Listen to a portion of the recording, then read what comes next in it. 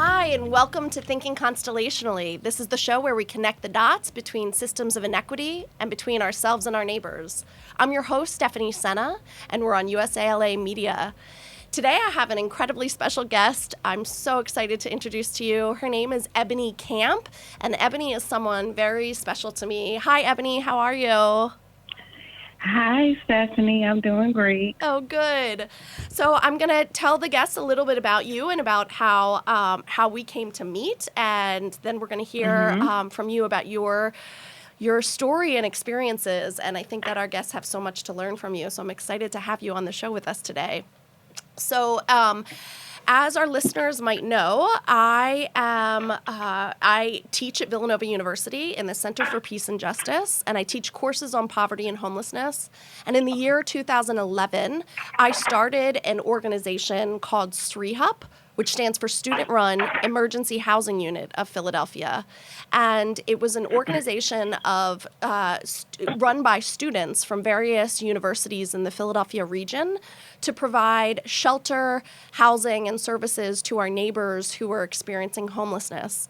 We were in church basements for years and working directly one-on-one with people who were struggling to find housing.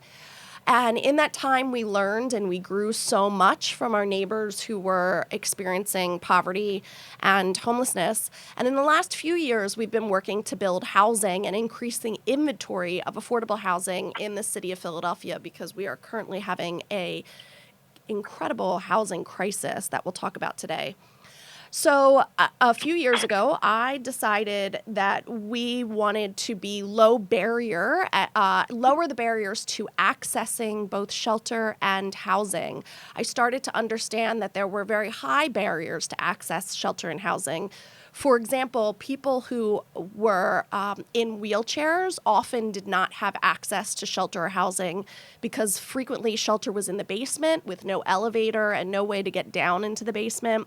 There were few shelter beds that would take people in wheelchairs or that were ADA accessible. And affordable housing is also not frequently ADA accessible. So we knew we wanted to increase the inventory of shelter and housing that would be accessible to people with disabilities and also people who have pets. People who are experiencing homelessness with pets make up about 25% of the population of people who are homeless. In fact, today, there are more children being raised with pets than with fathers. And I imagine that for most of our listeners today, they can identify with having a pet and with their pet being part of their family. So there are no shelters in the Philadelphia region that take people and their pets, and affordable housing often isn't pet-friendly either. And so that's another barrier to people accessing shelter and housing is if they have a pet that they don't want to be separated from. So we've decided to be the first affordable housing shelter and affordable housing unit that will allow people to come in with their pets. This got a lot of excitement and attention throughout the city and the region, and people started to reach out to me when they heard of families who were in crisis with their pets. And that's how I came to meet Ebonie. Ebonie had become homeless with her daughters. And Ebonie ended up going in to ACT Philadelphia, which is Philadelphia's pet shelter. It is actually the least funded city shelter in the country, and it is often at full capacity. So shelters nationwide, pet shelters nationwide, have a very high rate of animal euthanasia. Over 30% of animals taken to the shelters throughout the country are euthanized because there's no space. And just to give context, that's often illegal in other countries. Most other countries don't euthanize their animals, but the United States does. So we're having a crisis when it comes to housing for humans and when it comes to shelter for pets. So volunteers at ACT who are trying to save the pets often run into families who come to surrender their pets, not because they don't want their pets, but because they have no home to house the pets or themselves. The volunteers then reach out to me and see if I could help the family get housing to be reunited with their pet. And so one day in October, this past October, I got a call from a volunteer at ACT saying that there's this family, a mother and her two daughters, who had to surrender their pet, Blue. And they were incredibly traumatized because of this. Blue was a member of their family, and the volunteer wanted to know if I could potentially help the family access services, potentially get the family housed so that the family could be reunited with their pet. So I did what I often do, which is invite the family over for dinner. And it ended up being Ebonie and her two gorgeous daughters. She came and had dinner with me. And I often invite people over for dinner who are struggling because I feel that it is a much easier way for me to understand what the person or the family is going through, so I can connect them to the appropriate services in Philadelphia. But when I heard Ebonie's story and all that she had been struggling with since becoming homeless, I knew that this was going to be very difficult to get her into housing, and I knew I could not have her go back into the shelter. I immediately fell in love with Ebonie and her daughters. I have a spare bedroom, and so I had Ebonie and her daughters come to stay with me.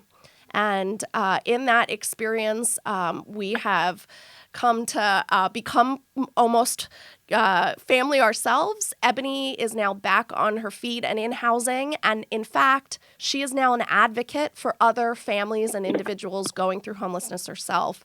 So, Ebonie, I'm amazed by your power to use your pain and your struggle to help other people. And I'm so grateful for you to be on our show today to share a little bit of your story. Thank you so much, Ebonie. Thank you. You're welcome. So, Ebonie, that was a whole lot that I just said. So, if you could maybe tell us a little bit about you, your experiences, from your viewpoint of how you came to me, whatever it is you want to share. I'm very excited to hear your story and share it with our listeners. Okay. I was in a shelter system for 18 months altogether. I was introduced to rapid rehousing. So I moved into my home, and after a year, I was asked for another security deposit. I didn't have another security deposit. So in July of 2019, I was evicted. And when I got evicted at the time, it was me and my two daughters, and I had a dog. I didn't have anywhere else to go, and I had no one to care for my dog. So I had to surrender my dog, and I went to surrender my dog at X, and I was just really, really devastated. I was devastated over everything, the whole process. And then in the midst of my storm, Stephanie reached out to me and asked me to come meet at her home. I thought it was like a little strange to come to someone's home, but I did it. And I came to her home, and, she took me in with open arms. We came up with a format, to help me get rehousing and to get my dog back. And it was a process. And then in the midst of that, it was some things on my credit report that the realtor that I was renting from had stopped me from being able to get rentals from other properties. So it was a lot going on with that. So that kind of made it a standstill, but still we broke through. Today, Stephanie has helped me get housing. So I'm in housing right now under rapid rehousing. And I'm now working, and I'm an advocate because I want to share my story with others. I want to share the experiences and the pain and everything I went through with others to try to help them, just to kind of be their support to them, just because I know what they're going through, and I know a little bit about the system, so I could kind of, help guide them through. So this has been like an eye-opening experience to me, and I'm still learning. And I'm just really grateful to be here with Stephanie today, so we could just push forward and continue to try to bring awareness to, the things that's happening, and see if we could come up with like a conclusion to work through it. That's incredible. And I am so inspired by you, Ebonie, because your whole life, I feel, you have been caring for others. You care for your two young daughters, and I've seen you parent. You're an incredible parent and have remained through crisis Thank so you. strong for them. And your two daughters are beautiful and smart and kind and caring. And you can obviously tell that they get that from their mother. And then also, Thank though, you. you've been working this entire time, Yes. multiple jobs. Yes. I think that that's important to understand. There's a stigma and a stereotype that's wrong about people who are experiencing homelessness or in poverty, that they don't work, they don't want to work. But actually, more and more Right. people who are working right now are experiencing poverty and homelessness because wages are so low. And so you have been working as a caretaker for hospice, a hospice care worker, Yes. and also you've worked in the Philadelphia School District as an aide for children with autism. And Yes. through all of that, your income has not been enough to sustain you and get housing. And I see part of that problem is that housing is unaffordable. There are no affordable Yes, it housing is. units left in Philadelphia, or the country is having a massive crisis when it comes to housing affordability. But also wages are so incredibly low at the same time. So Yes, you were working these absolutely true. multiple jobs and doing as much as you could, as hard as you could, and it was still a struggle. And more people Yes. throughout the country are experiencing that today. And I feel like the fact that you have gone through that and you are so you've come so far in such a short period of time and are now using your experience to help others, Yes. to educate others, and advocate for others going through this, to help change an experience for a family or an individual and potentially change the system, I think is incredibly brave of you. And I'm just so Thank inspired by you, Ebonie. We are Thank in you. about a minute away from a break. We're going to take a 1-minute break and then we'll be back, Ebonie. But in the minute remaining, I just Okay. wanted to give some numbers and statistics. So Okay. so in Philadelphia and throughout the country, our minimum wage is $7.25 an hour. That was set in the year 2009, and it remains that cost at that price, the minimum wage, since then. Through the federal government set it at $7.25, and that's what it remains in Pennsylvania. But in that time, the cost of living has gone up 13%. The average minimum worker has to work 127 hours a week to afford rent in a 2-bedroom house. And yet there are only 168 hours in the week. It is literally impossible to work 127 hours a week. So this is a strain that people throughout the country who are making minimum wage are feeling.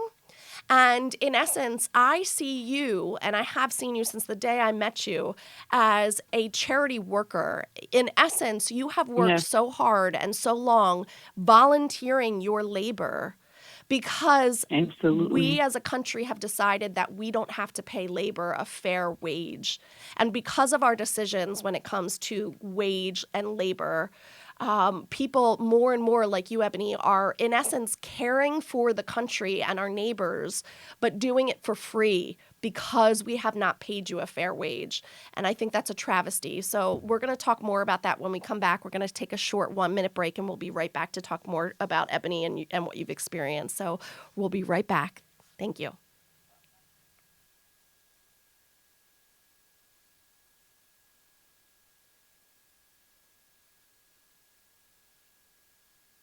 Our hearts are made stronger by how we treat others. Put her there. The light you share can impact those around you, but so can the darkness. Later, twerps. Did Pete saying mean things bother ya? So when you reach out to another person, take a moment to consider how they will feel and let your heart be the key to making a difference. Because of you, someone's entire day, year, or even life can change. In every heart, there's hope.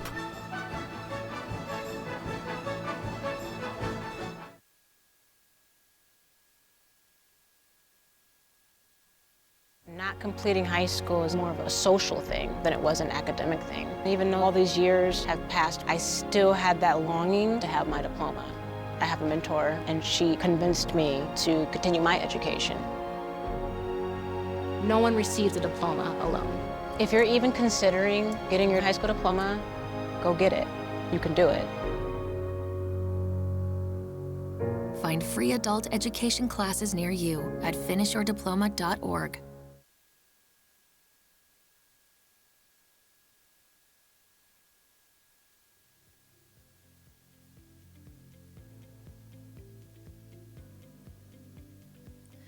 Hi, and welcome back to Thinking Constellationally. I'm your host, Stephanie Sena on USALA Media, and today we have joined in the studio, we have called into the studio Ebonie, who is a dear friend of mine and somebody who has experienced homelessness and is now housed and using her experience, her struggle, and her pain to advocate for and help other people going through what she went through, which is incredibly inspiring to me. So thank you again, Ebonie, for being here today with us.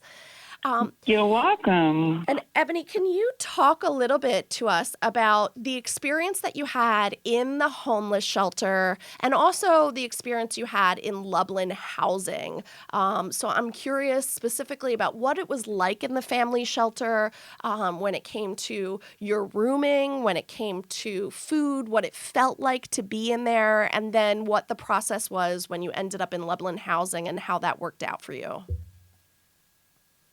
Okay, so I start with the shelter. When you think about going to the shelter, some people say it's your last resort, and that's just what it was for me. It was my last resort. So when I went in, I was very depressed, and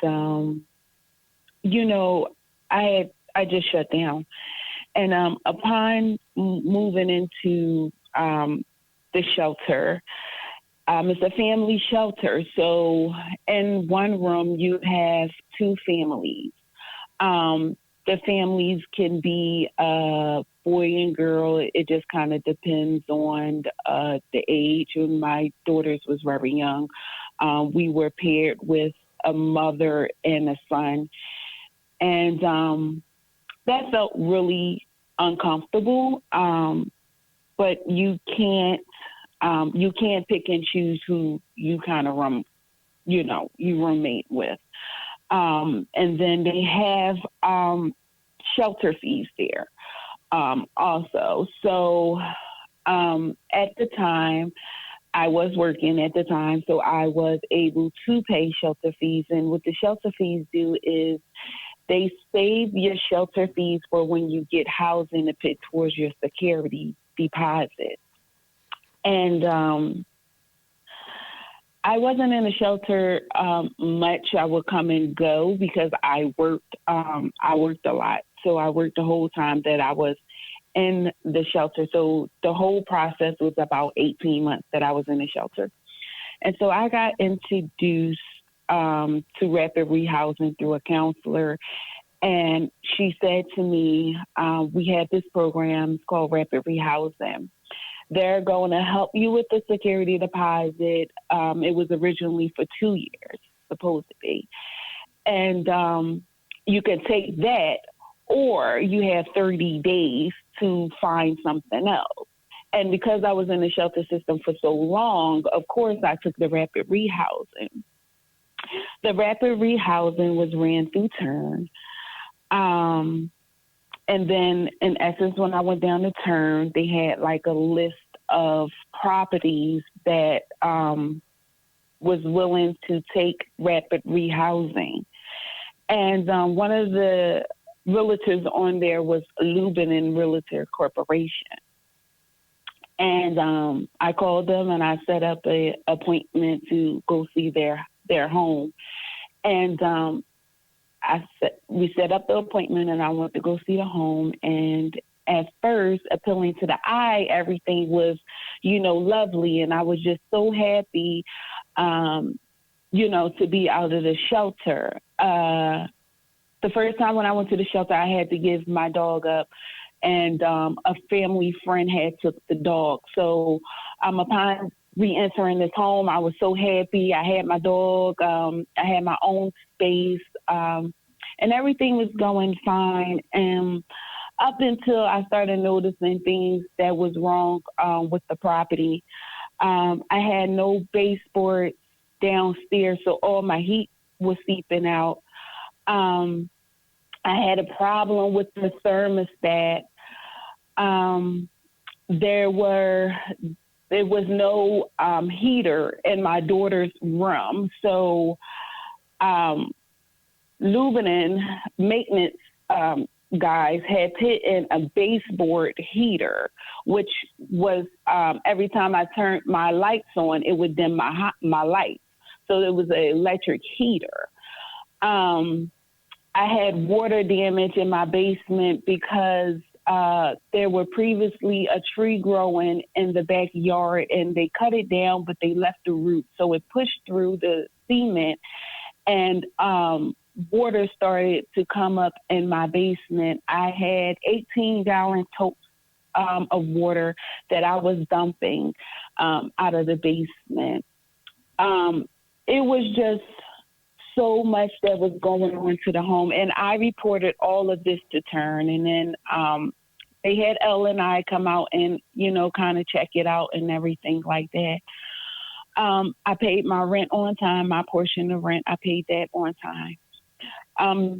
Towards the end of the lease, I was told that I can pick up the lease, which was $7.95. I could pick up the lease at the end of the lease. So comes time for the end of the lease, and I get a phone call from Lubenin saying that I needed to pay another security deposit. I was already living there for a year, and they wanted a $1,600 security deposit, which I did not have, and that was not in the lease. The only thing was in the lease for me was to pick up the rent, and I explained that to them. They did. So there were a few things that were not in the lease that you ended up having to do. One of the things was that you had to pay the water, or not that you had to pay, but that there was a kind of a trick in which you were made to pay the water bill, right? Yes. So the water bill, I was in the lease. I was not responsible for water. But what happened was Lubenin had reached out to me. They said, hey, listen, you need to pay the water bill. And I said, well, okay. So in the midst of having to pay the water bill, I'm waiting for a water bill, and the water bill never come. But when it did finally come, it was in shut-off notice. And they were really high. It was a really high shut-off notice. But because I didn't want, any problems, I ran down and I paid the water bill. But this was before I even went to reference back to the lease. I went and paid it. I paid 4 shut-off notices before I took my lease down to the water department, and they told me that I was not responsible for the water, to not pay the water at all.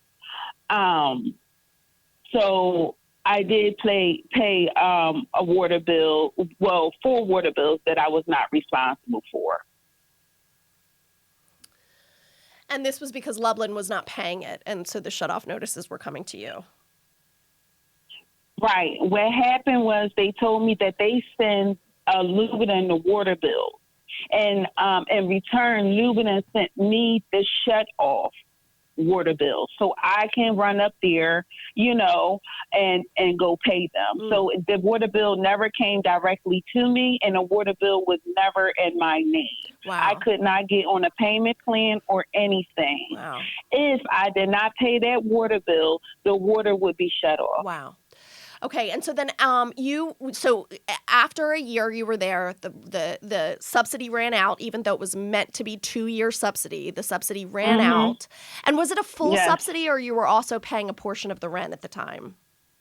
I was paying a portion of the rent at the time. You were paying a portion of the rent, but the portion of the subsidy ran out after a year. And then once it ran out after the year, Lublin both charged you another move-in fee, even though you'd already paid that when you first moved in, and charged you, and I believe raised the rent. And so this became untenable for you to stay there without a subsidy, with a rent increased, and with the move-in fee charged again. And I just want to be, want to make a few points about Lublin Corporation. So basically, the Urban Institute is a nonprofit throughout the nation that did a study in Philadelphia and found that 67% of landlords discriminate against renters with housing vouchers or subsidies. That's illegal, according to the Fair Housing Ordinance, which outlaws that discrimination. But the law isn't well enforced. So what that means is that landlords are, in essence, discriminating at the rate of 67% throughout the city of Philadelphia, and there's already limited affordable housing in the city. So when that happens, when 67% of landlords won't take the vouchers, and there are so few units of affordable housing throughout the city, what happens is that people who have vouchers and are low income are pushed into only then that inventory of affordable housing where the landlords do take the vouchers are so limited. They often are corporate housing in which the landlord never meets the tenants, doesn't know the tenants' names, doesn't know anything about the tenant. The tenant becomes a number. And for these people, they're making an income off of these individuals who are low income and in poverty. And they, in many ways, are exploiting them, I believe. So Lublin Corporation, for example, it's owned by Bill Lublin, who also owns Century 21. And there's YouTube videos where he's teaching about how to maximize profits. And I believe that a way to maximize profits is to squeeze every last penny out of people who are already vulnerable and low income and low wage workers. And I believe that's what happened to you. So you and people who have subsidies, which, by the way, 82% of people who live below the poverty line in Philadelphia don't even have subsidies. So there's about a quarter of the population of Philadelphia who live below the poverty line. I'm one of them because I'm a low-wage adjunct worker at Villanova University. Many professors, the majority of professors throughout the country, are living below the poverty line and making limited wages with no health insurance. This is a massive problem we have throughout the country. But 82% of people living below the poverty line, myself included, are renting without any subsidies. So then what happens is that the few people who have subsidies are pushed into, I think, the worst housing in Philadelphia, and housing run by corporations that don't have the tenants' best interests at heart. And so then what happens? You were evicted. And just to put that into some context, throughout the country, evictions are on the rise. In the year 2016, there were roughly 2.3 million people evicted throughout the country. Or, I'm sorry, not 2.3 million people evicted, 2.3 million evictions. So Lublin Corporation Housing in the last few years have gone through the courts and 216 times have forced evictions. 216 times. Now, you, Ebonie, are one of those 216 evictions. However, those 216 evictions likely represent hundreds more people because your eviction didn't just impact you. It impacted your daughters. So that's not just one eviction. That's actually 3 evictions, 4 if you're including Blue, right? So Lublin Corporation, which has put 216 evictions through the courts, that likely is hundreds and hundreds and hundreds of Philadelphians who've had to be evicted. He's never gone to the court for these evictions. He sends a lawyer who works for the eviction company that he has the lawyer is Howard Ford, Esquire, who goes to the courts. And up until very recently, people who were low-income tenants like yourself didn't have any representation in the courts. And Lublin landlord never has to meet you. He never did meet you. He doesn't have to meet the tenants. The tenants are now evicted Never when they met 'em. can't pay the rent. And then once evicted, it's almost impossible for them to get housing again. So we're going to pick up on that after our short break and talk a little bit about the process of you having to find housing and how difficult that was for you. So we'll be back after a short break, and we'll return once again with Ebonie. Thanks so much. We'll be right back.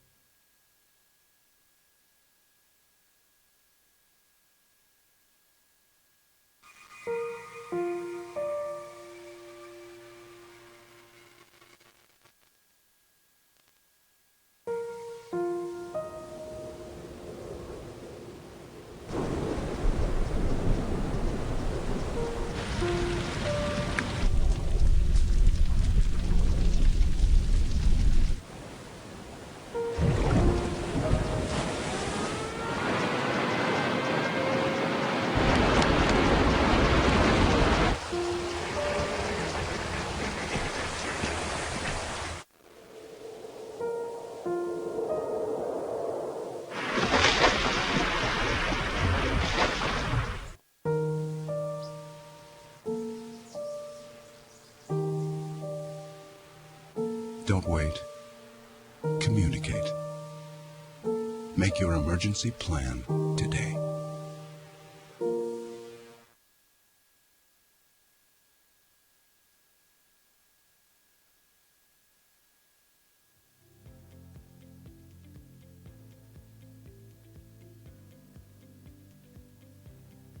Hi, and welcome back to USLA Radio. I am your host, Stephanie Sena, for our show, Thinking Constellationally, and today I have my guest, Ebonie Camp, who at one point was experiencing homelessness. She's now housed and an advocate for other people who are struggling. So before we took our break, we were talking a little bit about evictions and Ebonie's experience with eviction.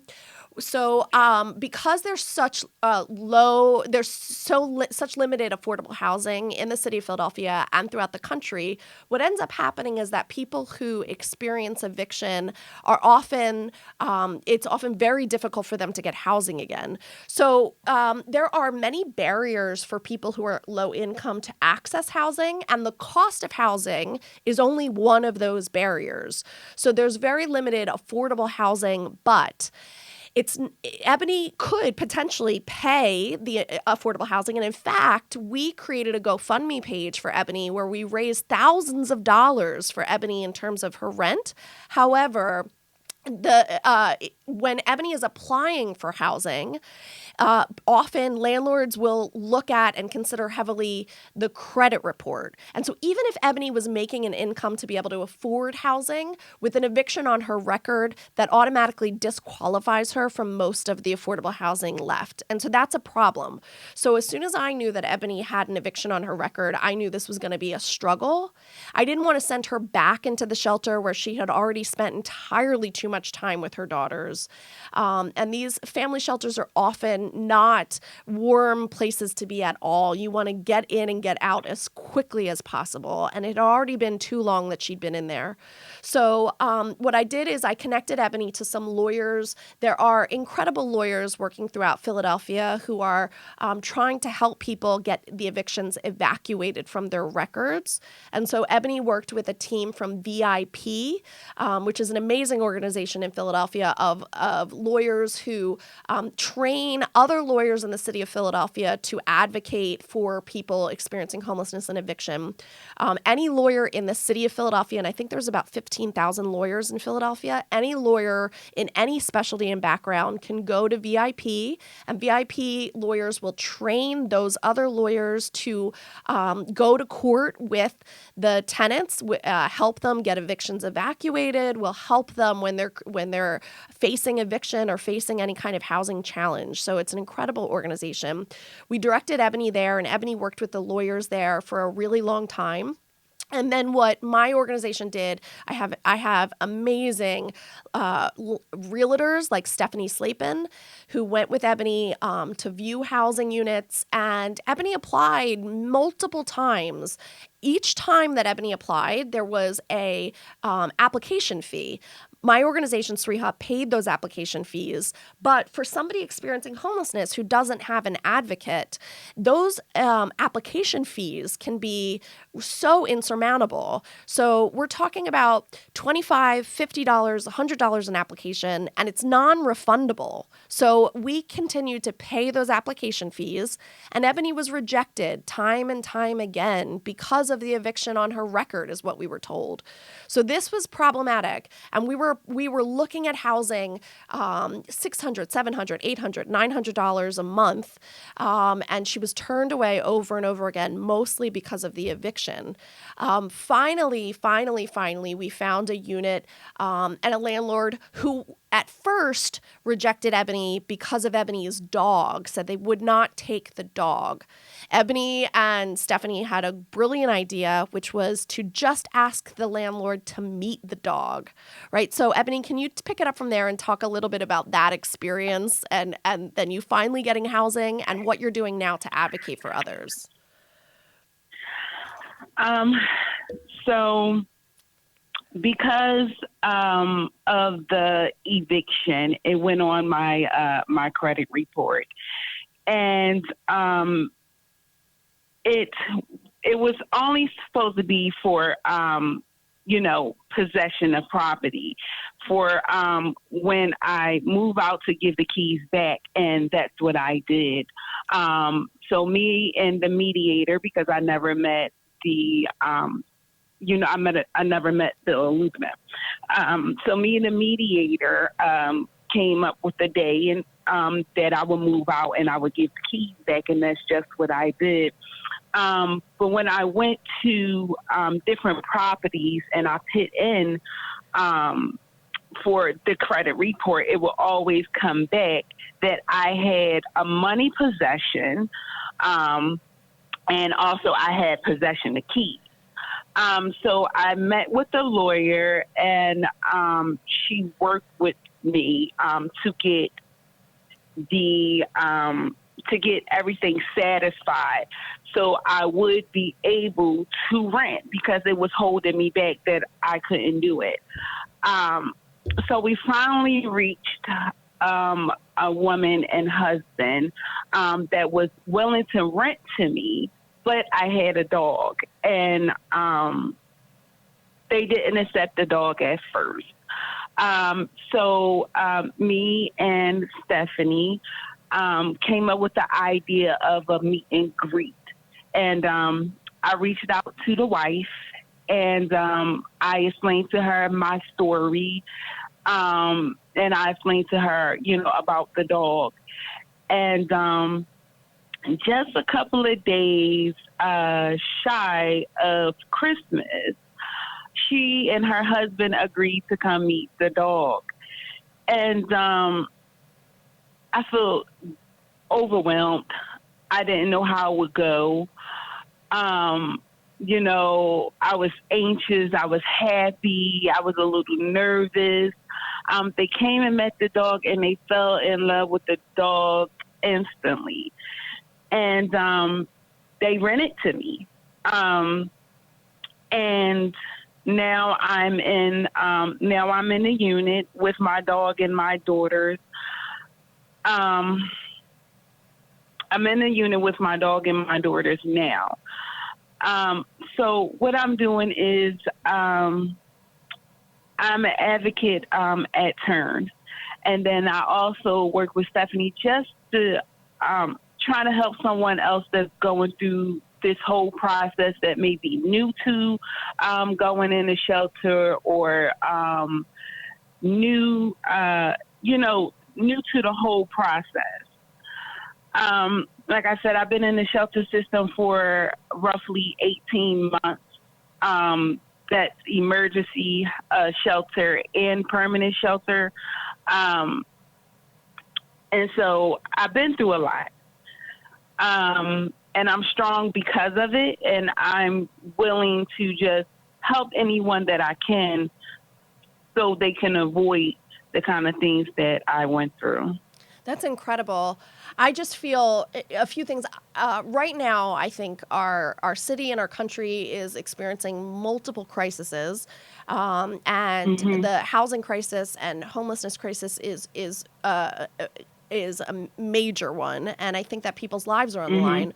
I really do believe that you have spent your life caring for other people, and Yes. and I think that what you have put out into the world, into the universe, has come back to you. I see that in terms of me reaching out and having you stay with me. I believe that that was the universe attempting Yes. to repay you for ways in which you helped others. And likewise, I have struggled greatly in my life and have been helped and uplifted by other people in my community. And I paid it forward in terms of helping you. And now what's happening is that you're paying that kindness forward once again by helping other people who are struggling. You're using your pain and your experiences to make sure that other people don't have to go through what you did. And I feel Yes. like that if we are going to survive as a human race, as a city, as a country, it is only when we start caring for each other and putting our arms around each other and saying, we will not let other people struggle in this way. We will protect each other from devastation and Absolutely. crisis. So I do feel like, what we're doing right now, you and I, we're part of a network of this, trying to strengthen the safety net and trying to care for our neighbors, trying to make sure that people are safe and protected. And so I'm so glad to have you on my team of little people who are kind of sharing our gifts. You're sharing your gifts with the world. And so can you talk a little bit? You had a meeting yesterday at Turn you were telling me about. Can you talk a little bit about what you learned at the meeting? Yes, I had my very first network meeting at Turn yesterday, and it was amazing. We talked a little bit about the lead law, and with the lead law, it was said to only apply to families that had children under the age of 7. That the landlords had to do a lead test. So now we're trying to push for landlords to do the lead test no matter what the age is. And then we also was talking about good calls and bad calls for evictions. So we're working on different things and trying to move it by as smoothly as possible, because I do believe that everybody should get a fair chance at getting their lead inspected, and not just families that have children under the age of 7, because it does affect your body and brain. And then for good cause for eviction, it's certain things that's put in place for you to have a good cause eviction. That was not put in place, however, when I was evicted. So it just had missed me, but it's now going into effect. So I'm really, really happy about those things. And yesterday it was a really good meeting. It was my very first meeting, and I learned a lot. People, and I'm just excited to see where this goes and how I can be a help to others. You are such a blessing, Ebonie, and you are a help to others. I'm again incredibly inspired that you are using these experiences to make sure others don't suffer. And I know that your children are watching. They're watching their incredibly strong mom, who is working so hard to make ends meet to create a stable and safe childhood and environment for them, and then also spending your spare time, which is limited, helping others. Just to put some context on terms of your daughters. In the year 2017, 2018, there were 1.5 million children in grades K through 12 who were experiencing homelessness. Actually, the homeless rate for children is probably much higher than that, because that is only what the public schools in the United States reported. They reported 1.5 million children in grades K through 12 were homeless between the years of 2017 and 2018. But we know that number is higher because there are probably many more families who are experiencing homelessness who don't report it to the schools. So there's many reasons families won't report it. Am I correct that you didn't report it to your children's school? And No, I didn't. And can you explain a little bit about why you wouldn't want that reported to your children's school? I'm a very private person, and the whole experience of going into the shelter, I was already overwhelmed, and I had my daughters. So you're the foundation for your daughters. And at the time, I felt, really guilty that this is what I had to do. And I didn't want to bring it on my daughter, so I did not report it to the school. Okay. Ebonie, I'm sorry, we're going to take 1 minute break and we're going to be right back. Okay. So I want to hear more about your experience with the girls in their school. We'll be right back after this break. Okay.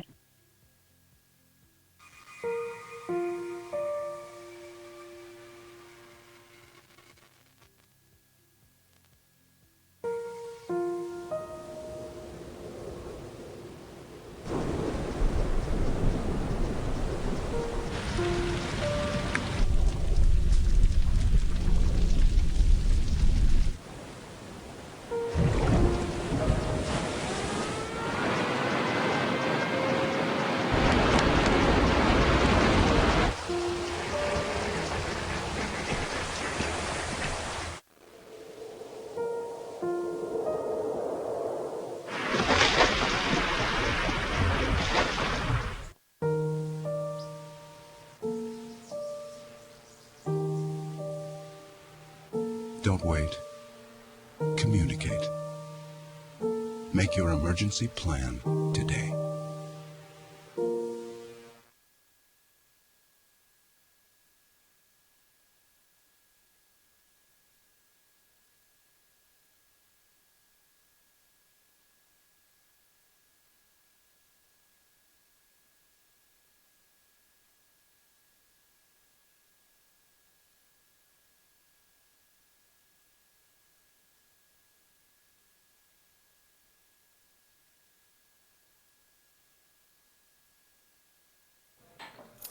What do you think you're doing, Kevin?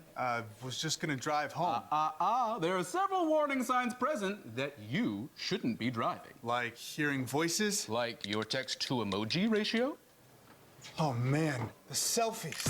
Selfie, nailed it. We all have warning signs that let us know that we're probably not okay to drive. Mine is pretending to be your subconscious. Craig, come on man, let's split a ride home.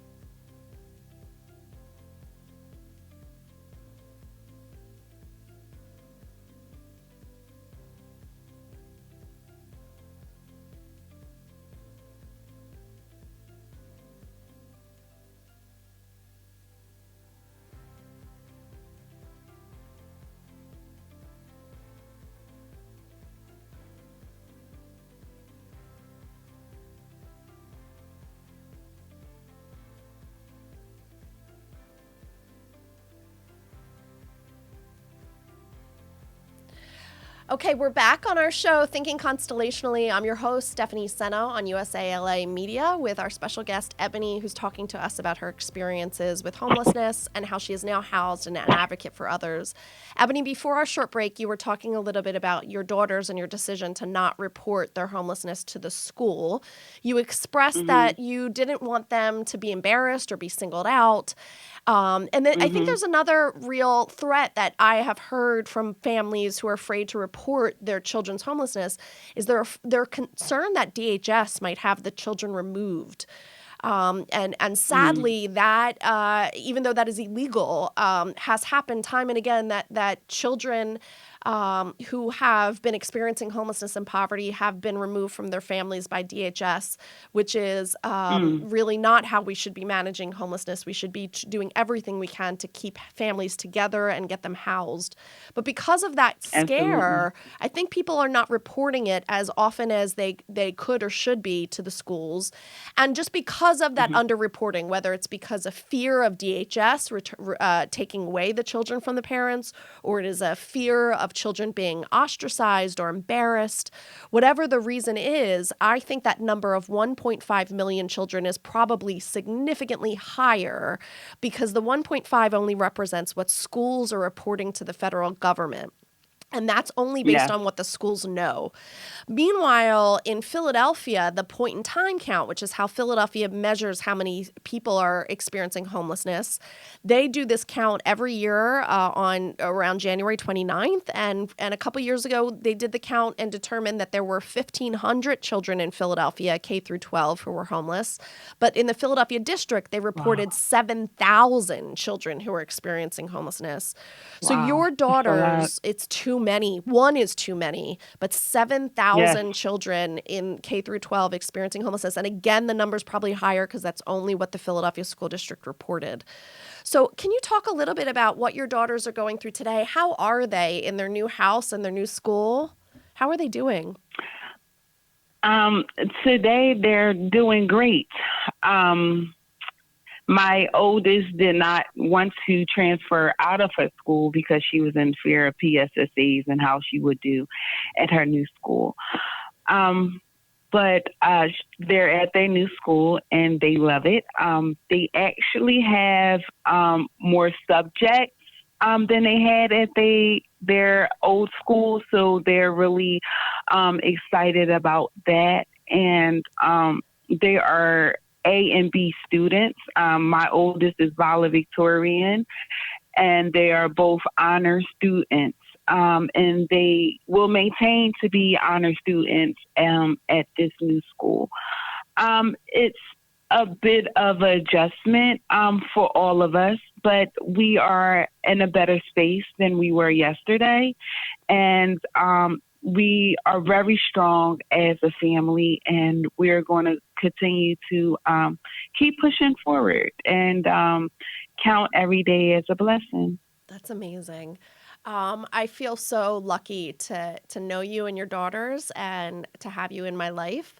And I think that this is just the start of your journey as an advocate for people who are struggling with homelessness. But I think that you and we have a lot of work to do because there's just too many people and too many children experiencing this throughout our city and our country. So you are only newly housed and stable in your own home, but we, I think, are going to roll up our sleeves and work incredibly hard to push, I think, not just to meet people where they are and advocate for them and share their stories and wrap our arms around them, but also maybe challenge the system, challenge the policies, create new, more humane policies so this doesn't continue to hurt our neighbors as it has been.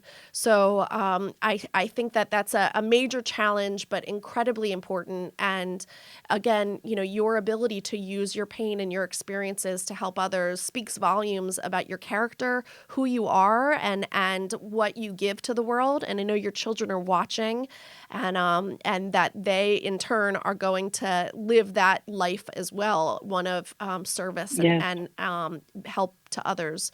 I already see that in them.